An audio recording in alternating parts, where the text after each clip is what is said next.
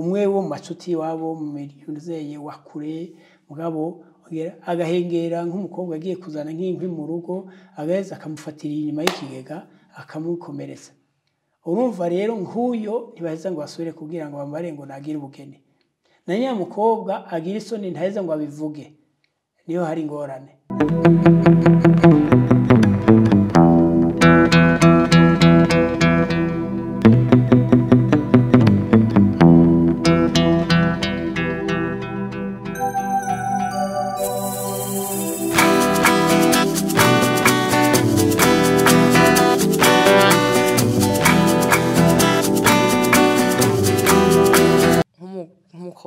atwaye inda y'ishosho kurya baramuta mu gisumanyenzi ibintu nk'ivyo umuhungu bamubwira iki yego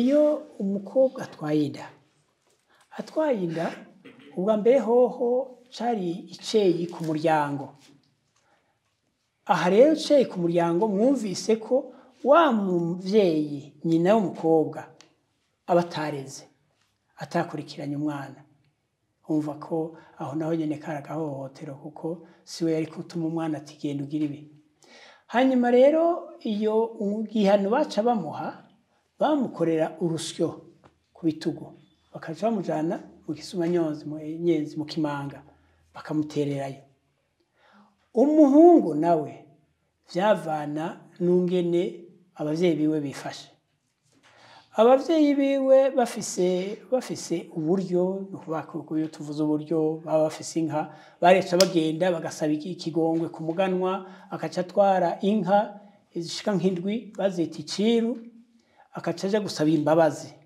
hanyuma rero uwo muhungu rero bakaca bamunyegeza ahantu akagira iyo naho bishitse hagatsitara umwana w'umuntu yifise uyu muhungu nawe nyene baramufata hanyuma bagaheza bakamwica igihano cari kwica ko atamunyororo wariho igihano cari kwica nta kindi canke naho na se ari umuntu nawe nyene yifise bakaba bari abantu basa n'abishikira ku mwami canke ku muganwa baraheza akagenda agasaba imbabazi byarashika n'uwo mukobwa iyo ari umukobwa w'umuryango wifise bakaca baja kumunyegeza bakaja gutanga iciru bakaja kumunyegeza ndaheze ngo ndagire bamute muri ico gisumanyonzo bakaca baja gusaba imbabazi ku muganwa hanyuma rero akazoja kuregwa iyo kwa inasenge canke kwa nyinabo akagumiyo kugezaho aruha akaronka umugabo uko niko vyaheza bikagenda none ntibashobora kugira mariage abo babiri nyene ko nyene bakavyumvikana oya kenshi abatwara inda hariho batwara inda z'abantu b'umuryango yaba nka sekuru canke yaba nk'umuntu w'umuryango ugasanga bimwe bavuga ngo kuzukuza ugasanga kenshi aramutirimukije agira kuko si bimwe vy'uko wavuga ngo umukobwa ko ataja kuyerera adafashwe ku nguvu ibi byo gufata ku nguvu navyo bije cyane cyane ubuhaje intambara naye handi byarashika yafatwa ku nguvu yafatirwa ku nguvu n'umuntu yaraye mu rugo umwe wo mu macuti wabo mu miryuzeye wakure mugabo agahengera nk'umukobwa agiye kuzana nk'inkwi mu rugo agaheza akamufatira inyuma y'ikigega akamukomeretsa urumva rero nk'uyo ntibaheza ngo basubire kugira ngo bamare ngo nagire ubugeni na nyamukobwa agira isoni ntaheza ngo abivuge niyo hari ingorane arahora aramaramara agatinya kuvuga ko vyagize naka urumva rero ngaho ntibaheza ngo bagire ngo baje kuvuga ngo baje kugira ubugeni abakobwa ntibiga abakobwa ntibiga ku mashuri abakobwa batanguye kwiga vuba urabona ko amashuri atanguye mu aho abazungu baziye abazungu baje hatanguye kwiga abana babaganwa hanyuma haca higa abana babatware urabona ko ishuri rya mbere ryatanguriye ngaho igitega kubera ko umwami mwambutsa yaba ngaho igitega abadagi rero bashitse imbere y'uko hatwara mwambutsa batanguye kwiga ku mwami Mutaga Mbikije, niho batanguye amashuri. Aho rero higa abana b'abahungu. Hanyuma abana b'abakobwa uko bagira bashima yuko babandanya bafasha ibikorwa ba nyina, ntibakunda yuko umwana w'umukobwa agenda mu ishuri. Baranagira genda afise abashikanje baguma bidoga ko ngo papa yababuje kwiga, umugabo urumva ko yagira ati iyo tureka tukiga natwe twaravuyemo ikintu. Umwe umwe afise 75 undi afise 73. Urumva abo rero barababazwa nuko batashoboye kuja kwiga. Urumva umukobwa umuvyeyi yavuga ati nagenda afashe udukorwa nyina. Hanyuma nabo batanguriye kwiga, abakobwa biga amashuri magufi kugira ngo bashobore kuja kurongorwa, kuko urabona ko abatangura amashuri batevye. Jewe natanguye ishuri mfise imyaka 6. Umva mugabo rero mejeje aho nitwa ko natanguye nkiri muto cyane, ubundi abandi batangura bafite imyaka 8, 9, 10. Jewe rero nshitse mu wa mbere, ndahize wa mbere n'uwa kabiri muri 60 gusha muri 62, nca papa kubera ko mukuru wanje yiga mu ya gatatu, yarahitiye ya gatatu, je papa canyunguriza mu mwaka wa mbere, nsubira mu wa mbere. Urumva ko nsubiye mu wa mbere aho kunguriza mu wa gatatu nungurije mu wa mbere. Urumva kandi sinahaririye kuko umuvyeyi afashe ingingo yabiyo. Nico nakarorero kugira ngo ndakwereke yuko umuvyeyi afashe ingingo ati umwana w'umukobwa ntagenda ku ishuri ntiyagira. Urumva rero je muri iyo no kwita myaka y'ishuri iyo yaravuyemwo ibiri nize maternelle, yaravuyemwo ntirimo umuntu uzeye. Jewe navuse kuri kete y'ubukristo, navuse muri 54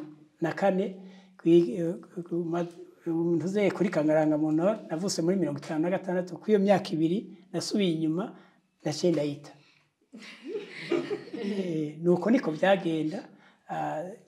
Kenshi je nataye 2 hari n'abata myinshi kuko adubuye ahitiye acatakaza nk'ingahe. Ureko atana hamwe twanditswe ngo tugiye tuti twanditswa aha. Jewe nagomba ngeze ngaha asinzi namugene mu bibona.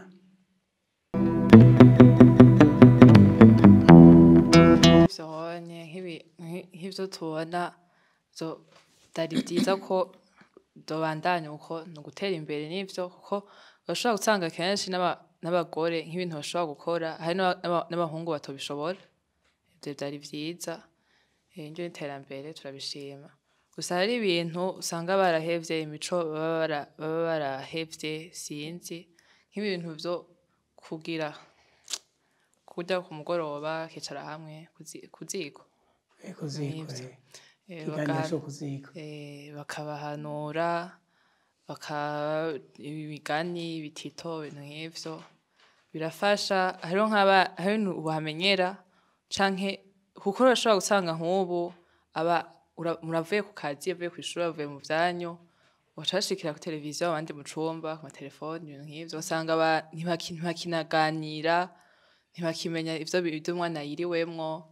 Usanga yagize n'ingorane mu nyuma kubera kutavugana, usanga ntibugurukaniye kubera ukuntu batavugana nyene imisi yose. Ibintu nk'ivyo marenga ni ibintu bari gusubira kugira.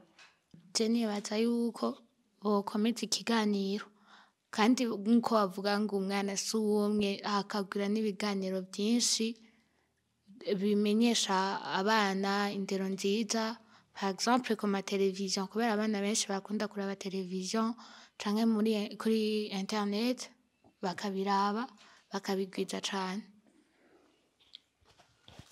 Nanje uko ndavyumva ibi bintu hari igihe usanga nk'ibintu vya kera vyahora ngaba abagore ngo hari ibintu batoshobora gukora, ibintu barakwiye kubigwiza bakabaha, dufate novuga nka liberté, umuntu akore ikintu yiyumvamwo kandi ikintu yumva yoshobora, ntibabimiriye ahantu nyene umenga hari ibintu batoshobora, ukamenga nk'ibintu vyo kuvuga ijambo si ivy'iwabo, bakabaha liberté nabo nyene bakisanzura agakora ikintu yumva. ashobora gukora.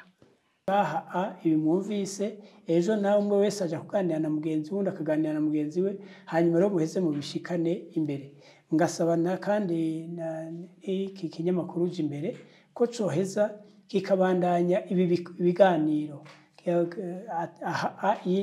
yoba ruzeye y'intango mugabo kigakwira igihugu cose kugira ngo bashobore kugira gushikiriza ivyiyumviro hanyuma n'abavyeyi baheze bashobore kumva kumenya ibiriko biravugwa bashobore kumenya ingene bokebura abana babo borera abana babo bufasha abana babo nkagira nsubira ndabakengurukire kandi ko twaganiriye tugahanahana ivyiyumviro tubazobanaye gutyo murakoze.